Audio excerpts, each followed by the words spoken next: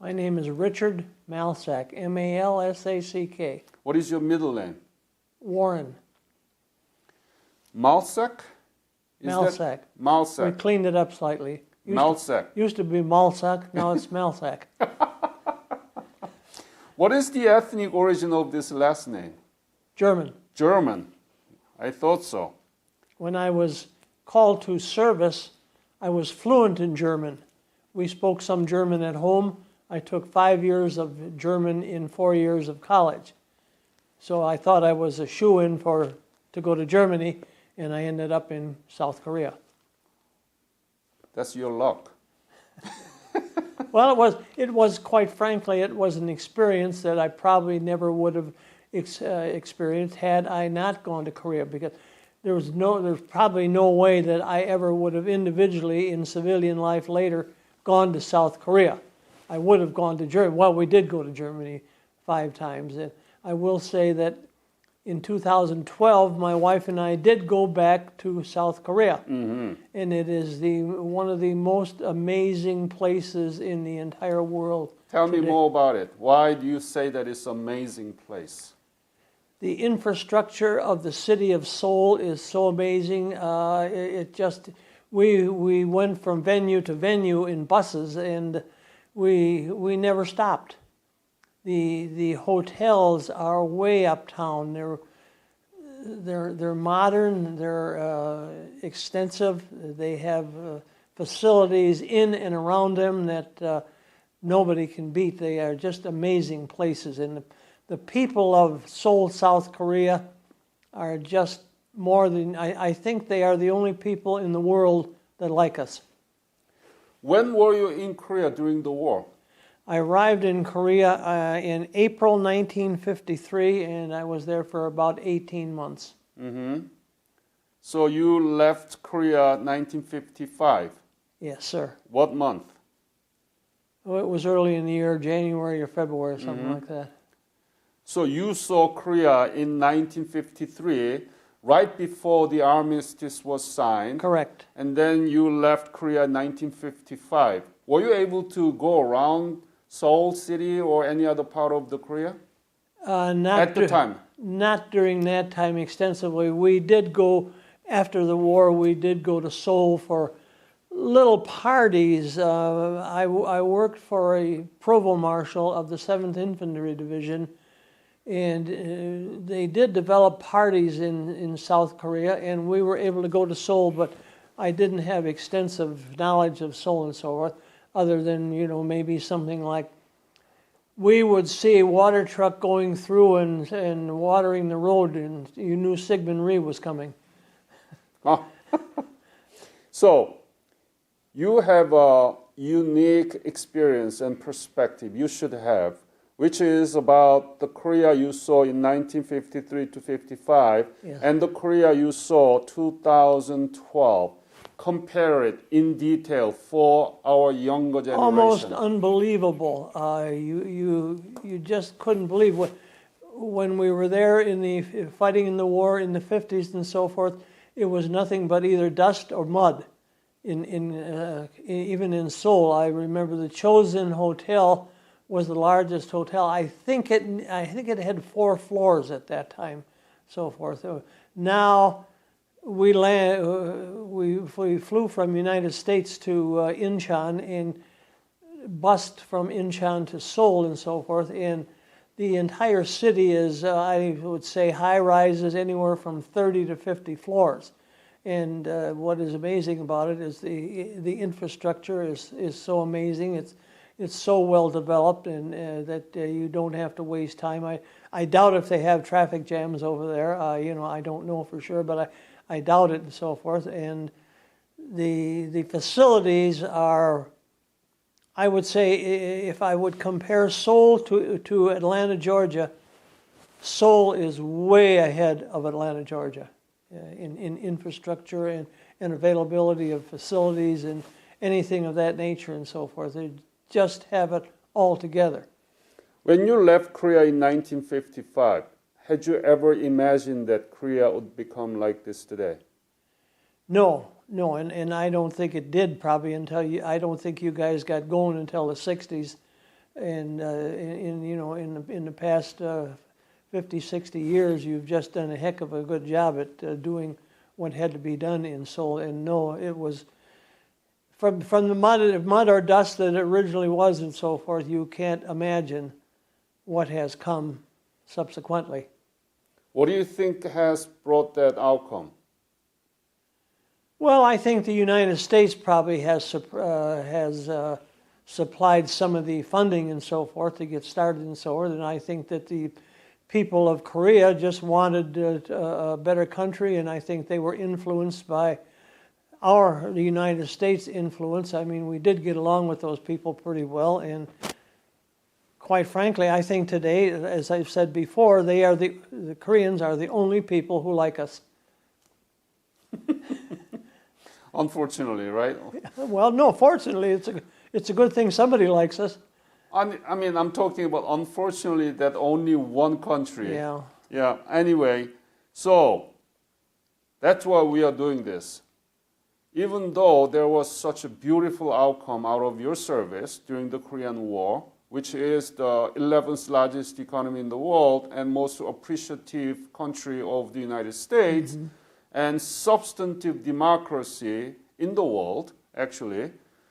But we don't talk about it, and it's been known as a forgotten war. Why? Why is it forgotten war in the minds of American history? I think going back even before the Korean War got started and so forth, I think the people of the United States were fed up with the Second World War and had enough of it and so forth.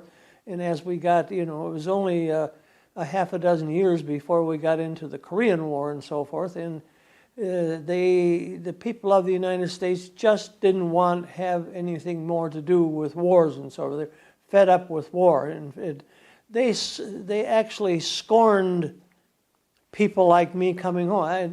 When I spent probably 2 hours, we flew from Oakland, California to Chicago, where we were put on leave over a weekend and so forth. And I lived in Milwaukee, and it was only a short ways away. And only in that little time was I wearing an American soldier's uniform and so forth. I was actually spit at because the American people were just tied up beyond what they could stand with war. They didn't want war, didn't want soldiers, didn't want to see people in uniform. Thank you for sharing your perspective about two different times of Korea. And what is your birthday? November 5, 1931. So you are 89-year-old? 89, sir. I don't find any wrinkle from your face. Well, one thing about me, I never smoked. Maybe that's it. I don't know. You drink? Respectively. What do you mean by respectively? 2 drinks a day. Every day? Every day. Every day. What do you drink? Gin and tonic. Gin and tonic. Wow. You look very young. Thank you. Where were you born? In Milwaukee, Wisconsin. Okay. It's like a Syracuse weather. And there are many Germans there, right? Heavy on Germans, yeah. Hard-headed Germans. Yes. So tell me about your family background when you were growing up. Well, I was born in Milwaukee and so forth. We were of German descent. We spoke some German in the home while I was attending school and so forth. Milwaukee was a tight, cohesive city at that time and so forth. It's very liberal today and so forth. But it was a nice place to live, and of course, right now I'm glad I left. But we had good schools. We had nothing as schools like Willard was explaining. We had pretty well organized schools. The grade school was organized. We had 6 teachers for 1 through 6 grades, and so then we went to a junior high school and on to high school, and so forth. Junior high school was 7, 8, 9. High school was 10, 11, and 12, and so forth. Then I did go to a place called Lawrence University, a high-grade Lawrence University? Lawrence University in Appleton, Wisconsin, It was at that time probably the second most famous small school of its kind in the United States. When did you graduate high school? In June of 1948.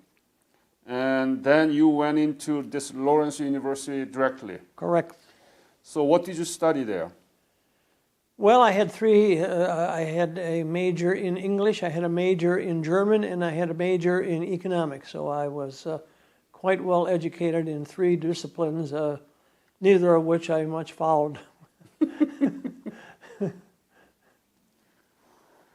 And what did you know anything about Korea from high school Absolutely to the nothing university? about. I never even heard of Korea in junior or senior high school.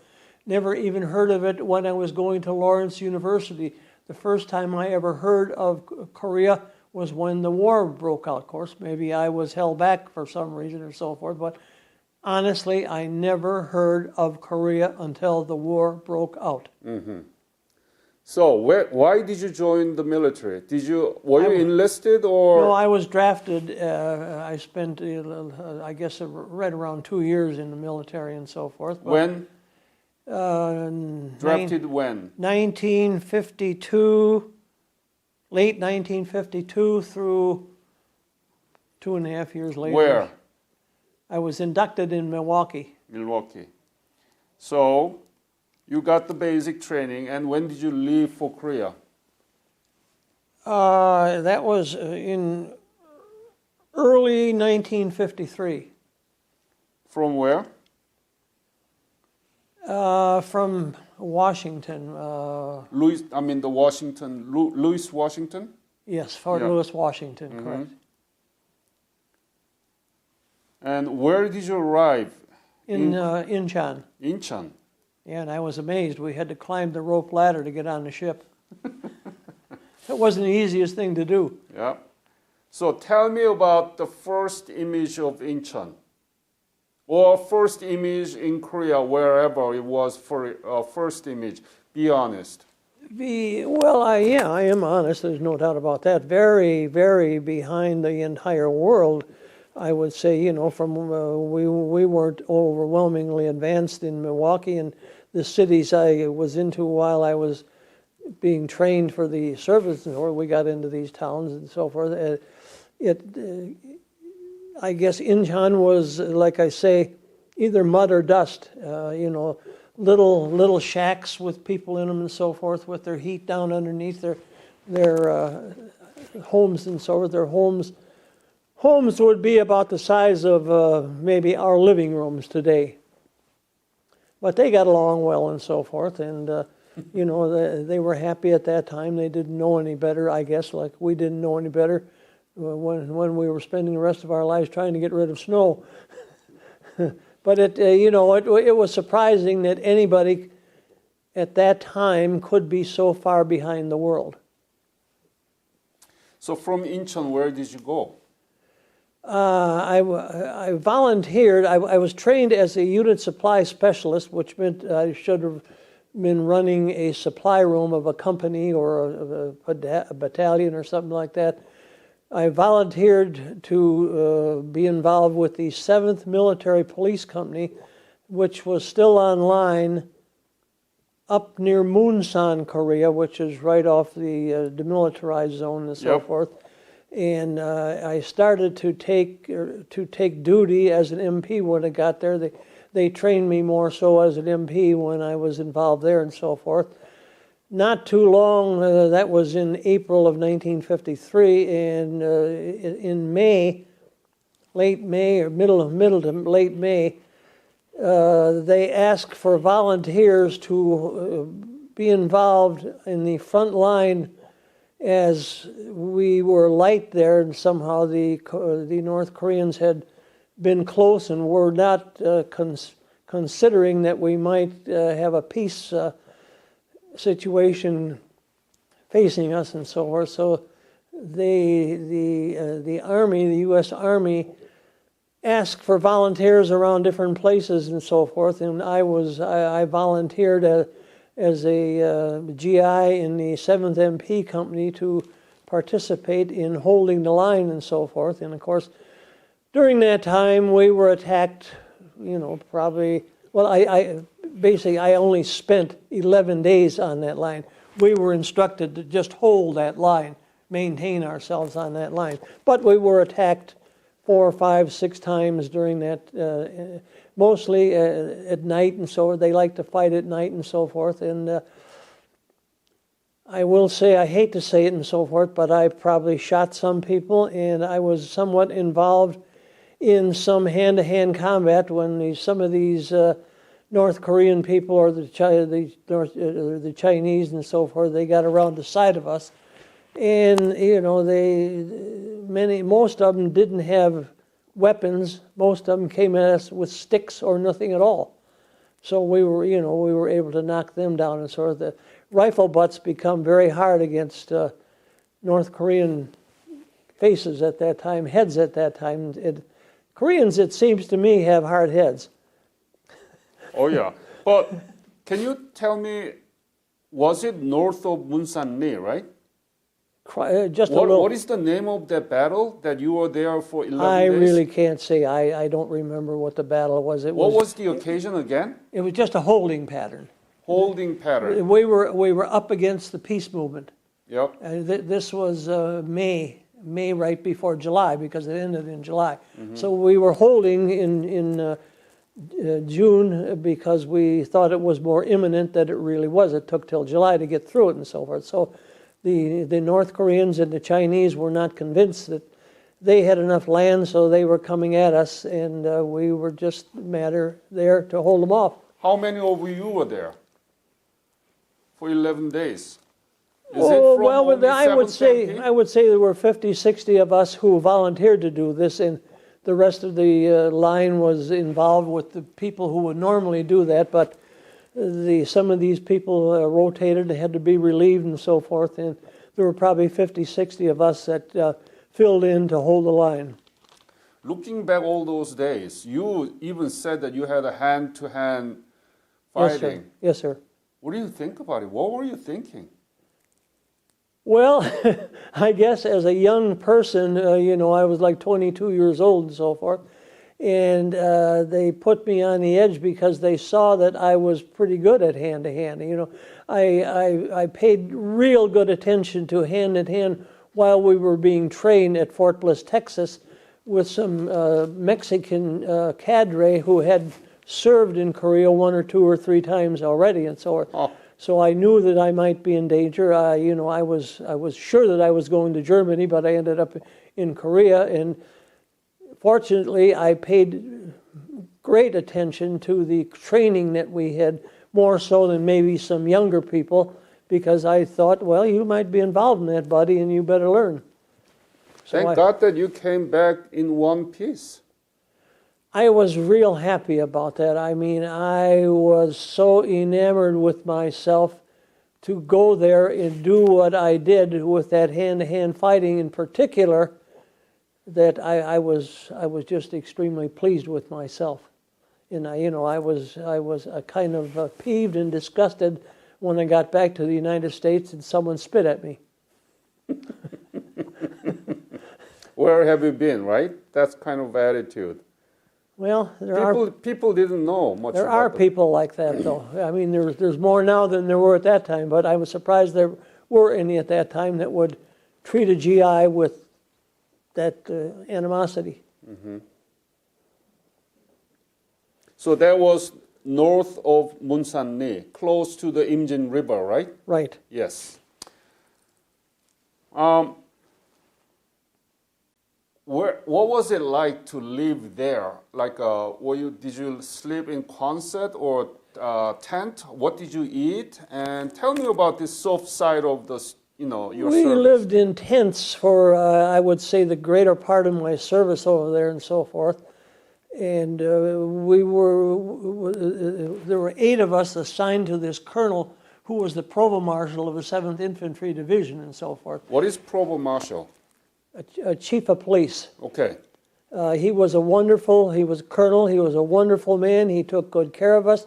He would come into our tent practically, I'd say 3-4 times a week, play cards, play dice, Very nice. Do all that. He had officers with him, close to him, and so forth. Obviously, he didn't care for them as well as he cared for us 8 who were serving him and so forth. He let us use his Jeep. If we wanted to go for a ride, he let us use his Jeep on certain days and so forth. He took us to these parties we had in Seoul and so forth. And, one thing to deviate slightly is before we were able to rotate, he re-upped and rotated to Yokohama, Japan. He became the provost marshal of Yokohama, Japan. And when my buddy and I rotated, we stopped on the ship. We stopped in Yokohama, Japan for 3 days. Mm-hmm. It was known that nobody less than a master sergeant could get off the ship. We asked one of the master sergeants if they would call Colonel Reynolds for us, which they did. Colonel Reynolds got us off on a pass, took us up to his quarters, fed us, got us so drunk we could barely get back on the ship. He was just that kind of guy. I spent a lot of time when we moved here to Tennessee trying to find him, and I found him a couple of years ago. He had passed on in July of 2009.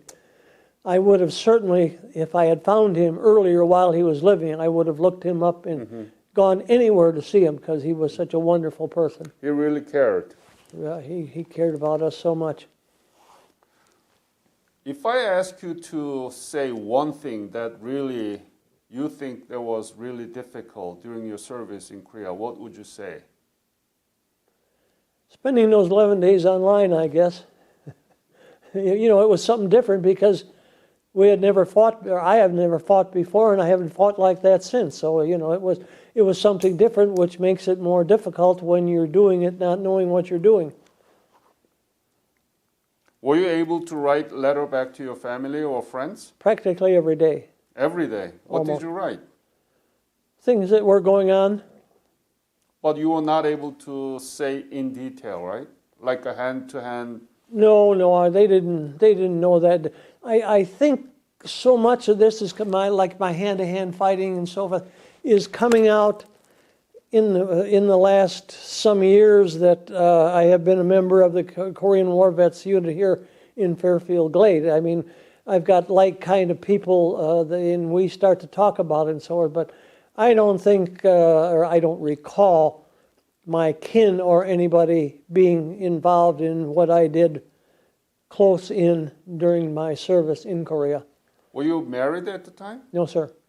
Do you still keep those letters you wrote back and you received? No, they're gone. Where? Probably in the fire. Come on. You should have kept it so that... Well, it would have been nice to keep it so, but you can't, when I've been married somewhat for 62 or some years, and so you can't keep everything. You are endangered species, married for 62 years? Yeah. Wow. I'm 89, I got time. So, what was the most rewarding moment during your service in Korea?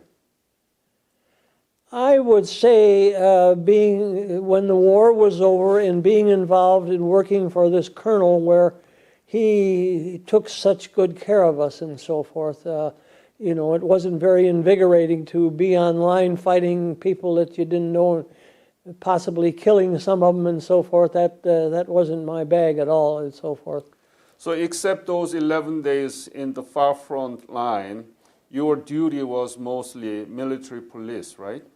Military police, and we worked for the colonel. Basically, I was a clerical. I typed DRs, which are delinquency reports, mostly for him and so forth. But with the colonel, you never knew what he wanted you to do and so forth. He might want us to go on a raid at night, and we would pick up AWOLs, different people who had offended. Everything in my service, everything in Korea was off limits except the main highways and so forth. And as an MP, I could go into these towns and so forth, but you as an infantryman could not leave your place of where you were living at that time or the MSR. You could not do that. Any episode you remember about you going beyond off limit and finding out about USGI or Korean people, Korean society? Anything you remember?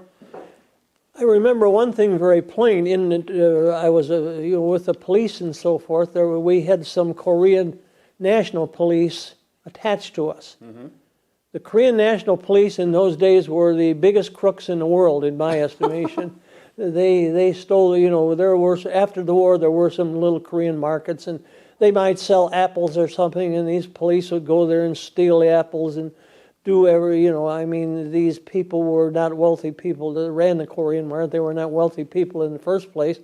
But, to be a Korean National Police and end up in this area stealing things from these people didn't fit well in my estimation and so forth. And when we went into the towns looking around and so forth, you would find all sorts of people and so forth. In general, they were very poor. They were farmers, so to speak, and so forth. And of course, there were naturally the prostitutes in these towns and so forth, which took up with our GIs, and that's why many times we went to dig them out and take them back to where they belonged and so forth. But they, in general, they were decent people and so forth. I recall looking in, this was I think during the monsoons we went on a raid, and it was muddier than the devil.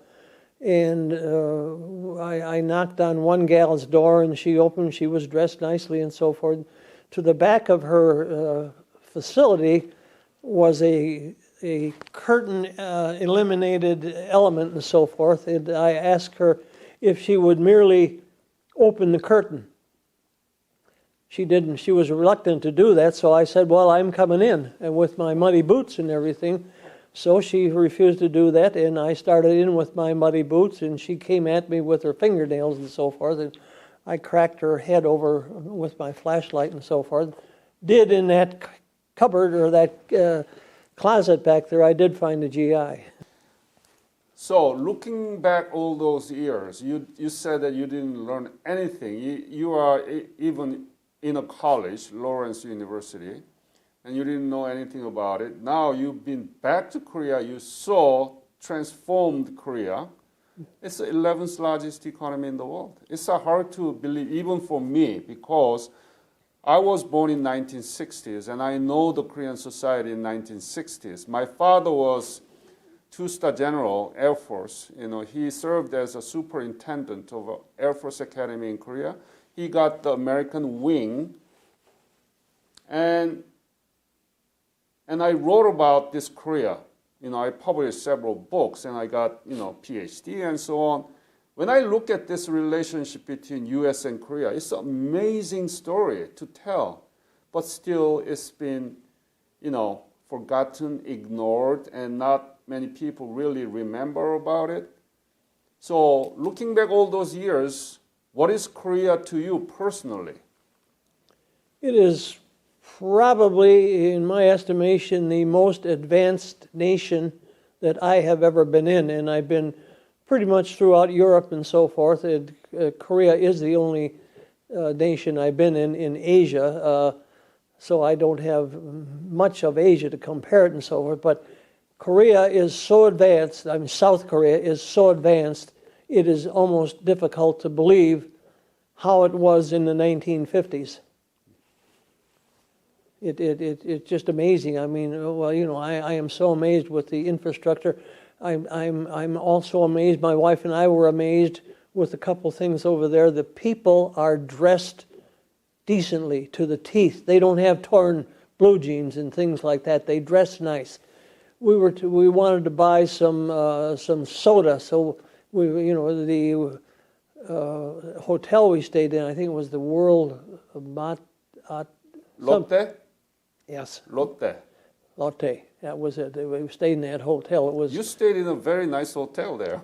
That was a heck of a nice hotel and so forth. But the people were so nice to us. In a couple, another thing I remember, Korea at that time in 2012, is not inexpensive to live in. I mean, It was very expensive. the price of our room, now I don't think the Korean government paid that price for it, and the price of our room was $300 a night.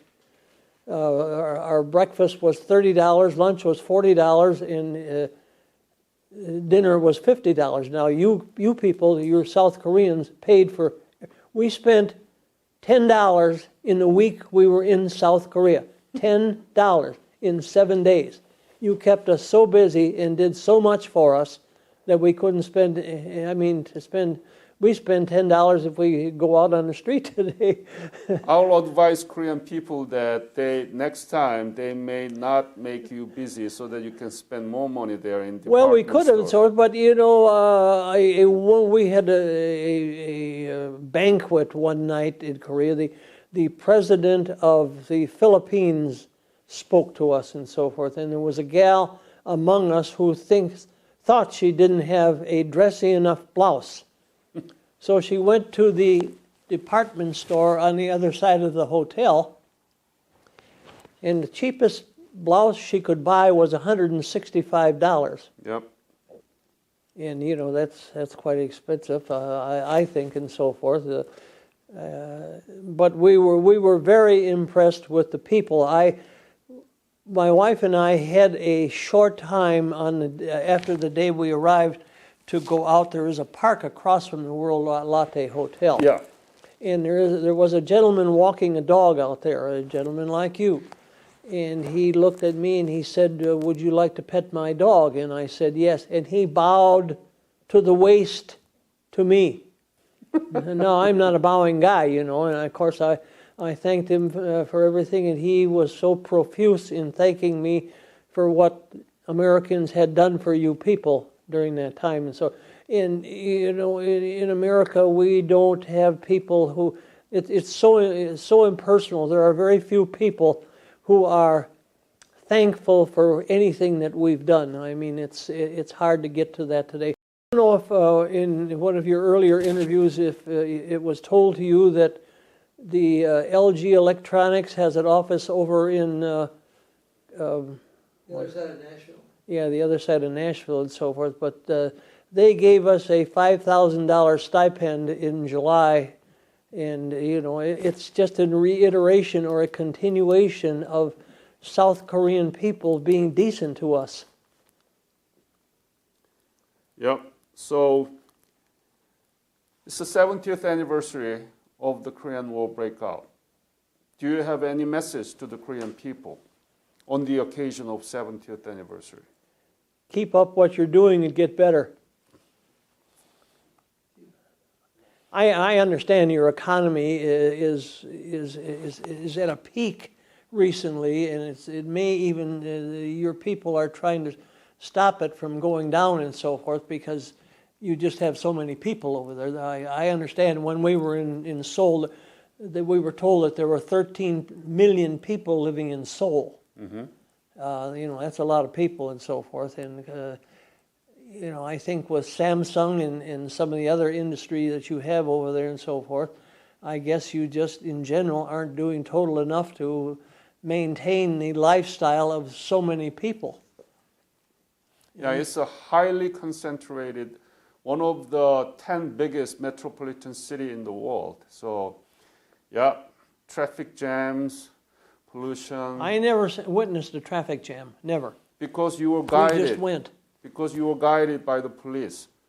Because you were the special delegation of American GI. Well, I didn't feel special, and I didn't want to feel special. I just wanted to see what goes on over there. And there's plenty of decent stuff going on over there. If you go with me, you will see hell of traffic jam. Really? Absolutely, it's worse than Los Angeles. Yeah. So, let's wrap this. Any other story that you want to leave for this interview? Well, to reiterate, I guess I am impressed with your people. Not only, in my mind, are they the only ones that like us, but they have come out of their poor state way back in the 40s and 50s, and so of course that was the result of the Japanese conquering them so terribly and treating them so bad and so forth. I am glad to see that they have come about in the way that they have and so forth. And quite frankly, I feel that you've got living conditions over there that parallel or exceed our living conditions in the United States. One thing further, when we went to the demilitarized zone, I sat with a high school girl from Seoul who was to interview me to find out what goes on in the United States. I think I interviewed her more. I wanted to find out more about her. But, you know, she was so kind, and so we had lunch together and did different things. She was so kind to me. She gave me a gift before we parted. Just the wonderful people. You know, I wish I could spend more time with them. Sir, thank you so much again, sharing all your stories with me and for this interview. And this one will be used in the classroom so that our younger generation will not forget about what happened in 1950 and in between U.S. and Korea. Well, I think you people are making a lot of effort to make that apparent to your kind, going way down to younger people and so forth, so they get to realize, you know, I think, you know, being 70 years ago, it's easy not to tell them, you know, well, the Americans saved us 70 years ago. So, well, what does that mean, really? I mean, many of us did suffer over there and so forth, helping you guys out and so forth, but again, we were proud to do it, and that's over the hill now, but it's nice that you are teaching your young people about what went on, because you guys were really poor when I was there in 1953. Yeah, you were really poor. Yes. But now you're rich. You're really rich. Thank you again on behalf of Korean nation, even though I'm U.S. citizen. On behalf of Korean nation, You were born in Korea. Yes. Where? Seoul. Uh-huh. Everybody born in Seoul. Was there enough room there then? Oh, yeah. Legacy. Yep. Thank you, sir. You're most welcome. I'm happy to help you out if I could, and I guess I did. Yep. Good job. It is important to preserve this memory before it gets too late, and more the better, okay? Thank you, sir. Okay.